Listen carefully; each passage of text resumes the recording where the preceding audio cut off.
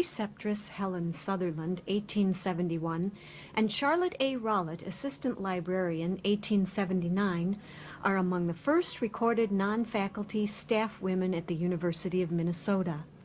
While we can find these women's names and sometimes their occupations, a more complete history of staff women at the university is largely undocumented. Our predecessors often remain a name or a job classification. No record exists to tell us what duties they performed. No record exists to tell us if these women found their jobs satisfying. During the 40s and early 50s, university publications did showcase staff women and their lives at the university, from volunteer activities to Regent Scholarship winners. However, by the mid-50s, emphasis shifted back to faculty news, scholarly achievement, and university policies. Staff women again became names and numbers.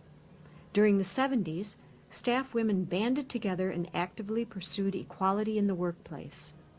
But university publications contained articles that dealt with policy and not people. Over time, staff women have become union members. Job classifications have come and gone. What follows is our first attempt at a history beyond our names and classifications. I'm Sergeant of Day Shift Patrol. I currently supervise police officers, police dispatchers, parking enforcement officers. I did earn the Medal of Valor in an incident back in 1995 when a former university employee came back on campus with a gun and was going to shoot the dean of the medical school, and I intervened and prevented that disaster from happening. I was hired on with two other women, and there were two women already with the University Police Department. The climate in 1981 was that we were a progressive agency, because most agencies, if they had women in agencies of our size, they only had one, maybe two. And the university kind of thought of feather in their hat to have now 5 women working for their department, and later on that summer we hired another one, so there were 6. And we've consistently maintained 6 or 7 women police officers in some role or function. And for agencies of our size, that is quite a few officers. Certainly when I first started, you know, dealing with certain male colleagues, when we started to have babies, they didn't know what to do with us. And, you know, we kind of had it, at first pregnancy, I had to kind of stand up for my rights and say, this is, you know, I can still work, I can still be a viable person and contribute to the university, that I don't have to be home twiddling my thumbs waiting to have the baby. And it was kind of a battle, it was stressful, but it was worth the battle, because subsequent pregnancies have gone a lot better.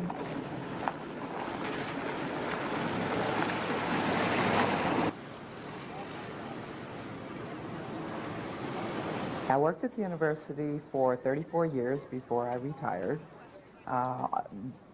I think it's a blessing, because all of that time I was able to spend in the dean's office of the General College. But within that little capsule, I had 9 positions, starting with account clerk, which is what they were when I started back in 1965. And one of the things that people tend to say about me in the college is that I can do everything in the office, and that primarily is because I had to do everything at some point. But it was all such a new experience for me, and I love new experiences.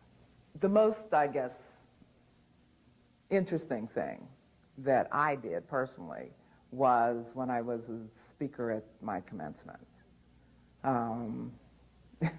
Unfortunately, everybody in the audience cried, and and people still, it kind of goes down in infamy, because it's like, okay, you're not going to speak again, are you? Because that was wonderful, but everybody cried. You know.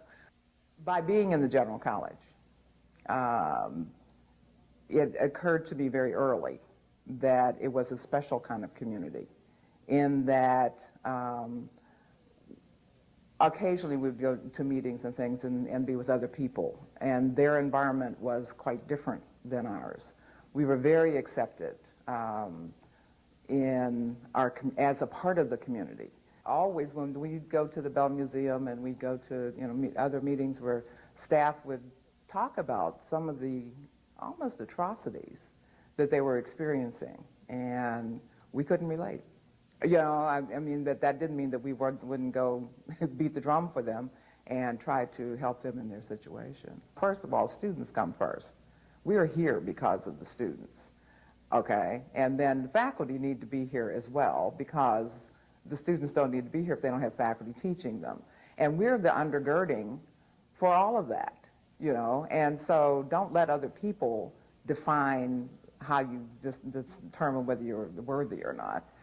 You are. Yeah, your job is absolutely necessary, and you do it well, and take pride in doing it well. And don't worry about the few folks who are walking around thinking that they're heavyweights in ways that perhaps they aren't.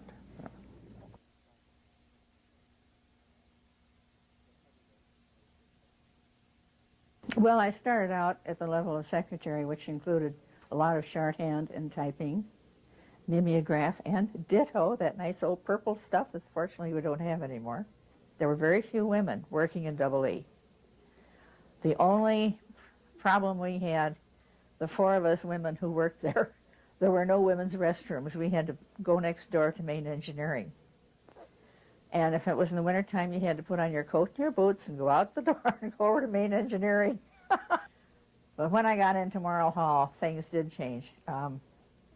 There isn't the camaraderie, at least there wasn't when I was there, that there exists in the colleges, which is too bad. And some of the men tend to look at clerical help as an automatic typewriter or, automatic telephone, this kind of thing.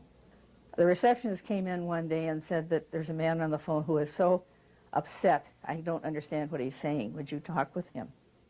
I said, sure. And I said, is there anything I can possibly do to help you? Well, poor thing, he'd been shoved around from pillar to post by the university operators. I don't know if he hadn't made himself clear what he wanted, or he'd been given the runaround, or what. It turns out what he really wanted to do was give some money to the university, but he couldn't find the right people to talk to, and he wanted to put it in his will. He was an older gentleman, and maybe he didn't express it too well, but I was able to get in touch with the university attorney and get him in touch with this gentleman, so it all worked out all right, and he was nice enough to write a letter to the president. I do remember one situation where out-of-staff women were very instrumental in changing our state law. And that was when civil service women at the university, those of us who got involved and got organized, wanted to change our retirement pay. We weren't retired yet, and we weren't about to retire, but we knew someday we would. So we got together, and at that time, our retirement was based on our total working history. That is, if you started working as a clerk typist at $100 a month, that would be figured into your retirement pay. What we wanted was only the top 5 years to be used for figuring retirement. So we had a number of meetings in various places, and we all got together and we lobbied at the state legislature. And I wasn't one, but there were several of us who were very good at going over and lobbying and hitting them and going after them and going after them, and we got the law changed to the high five. And just after that, several of the women who were directly involved did retire, getting the high five.